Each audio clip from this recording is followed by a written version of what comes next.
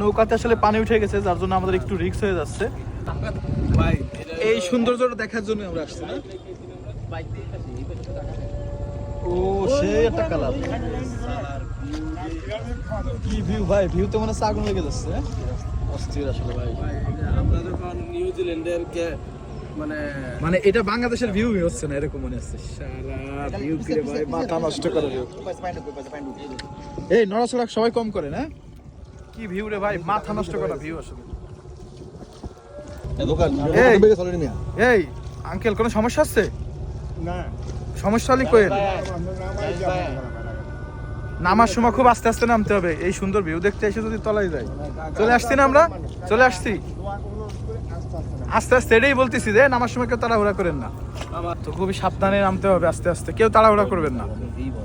ভিউটা কি ভাই, অনেক সুন্দর ভিউ। জানি না এই ভিউটা ছাড়তে পারবো কিনা, নাকি তলায় যাবো আর কি। কামাল আস্তে আস্তে ভাই আস্তে আস্তে, আর একজন কমাইলে চললো কামালে আস্তে আস্তে নড়েন না, কেউ নড়েন না, যা হইছে হইছে।